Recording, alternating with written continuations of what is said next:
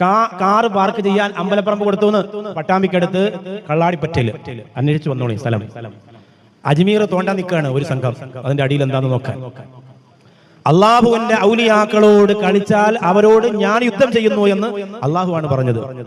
ഒരു ശ്വാസത്തിൽ 6 പ്രാവശ്യം അല്ലാഹ് എന്ന് വിളിച്ചിരുന്നു മഹാനായ സുൽത്താൻ അൽ ഹിന്ദ് ഖാജ മുഈനുദ്ദീൻ ചിശ്തി അജ്മീരി ഖദ്ദസല്ലാഹു സിറഹുൽ അസീസ് തങ്ങൾ. അതുകൊണ്ട് മുസ്ലിങ്ങളുടെ അഭിപ്രായം എന്താ? ഞങ്ങൾ തോണ്ടാൻ പോവാ, കോടതി അനുവാദം കൊടുക്കും. എല്ലാ സ്ഥലത്തും അനുവാദം കൊടുക്കും. കാരണം മുസ്ലിങ്ങളെ തോണ്ടാൻ നല്ല എളുപ്പമാണല്ലോ.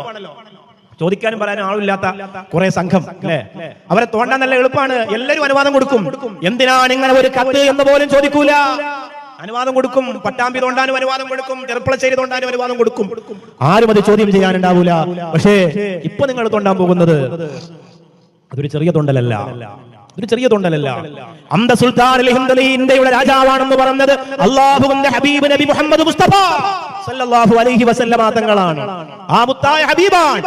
നീ അജ്മീറിലേക്ക് പോ, ലക്ഷക്കണക്കിന് ആളുകളെ തന്റെ നേത്രത്തിന്റെ നയനത്തിന്റെ സ്പർശനത്തിന്റെ ഹിദായത്തിലൂടെ ഒരീബ് നവാസ് എന്ന് പറഞ്ഞാൽ പാവങ്ങളുടെ പടത്തലവനെന്നാണ്. കരയുന്നവരെ കണ്ണീരൊപ്പി പട്ടിണി കിടക്കുന്നവരെ ചേർത്ത് പിടിച്ച് വിശക്കുന്നവർക്ക് ഭക്ഷണം കൊടുത്ത് വേദനിക്കുന്നവരെ ആസ്വദിപ്പിച്ച് ആനന്ദത്തിന്റെയും ആഹ്ലാദത്തിന്റെയും ആശ്വാസത്തിന്റെയും ആത്മീയതയുടെ പരിവേഷത്തിലേക്ക് ഒരു വലിയ സംഘത്തെ ഉന്നതങ്ങളിലേക്ക് എത്തിച്ച ഖാജാ മുഈനുദ്ദീൻ ചിശ്തി അജ്മീരി ഖദ്ദസല്ലാഹു സിറഹുൽ അസീസ് എന്ന് പറഞ്ഞത് നിന്റെ നാട്ടിൽ നീ കണ്ടിട്ടുള്ള തൊപ്പിയിട്ട് നടക്കുന്ന ചെറിയ മൗലാരെ പോലെയല്ല.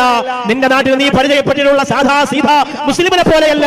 എന്റെ പ്രിയപ്പെട്ടവരെ, ശ്വാസത്തിലൂടെ, നോട്ടത്തിലൂടെ, ഇരുത്തത്തിലൂടെ, നടത്തത്തിലൂടെ അല്ലാഹുവിന്റെ അർശിന്റെ സുഗന്ധത്തിന്റെ ഏറ്റവും വലിയ മനോഹാരിത ഉള്ളിലേക്ക് കൊണ്ടുവന്ന ലോകത്തെ ഒരേ ഒരു നേതാവ് സുൽത്താൻ അൽ ഹിന്ദ് ഖാജ മുഈനുദ്ദീൻ ചിശ്തി അജ്മീരി ഖദ്ദസല്ലാഹു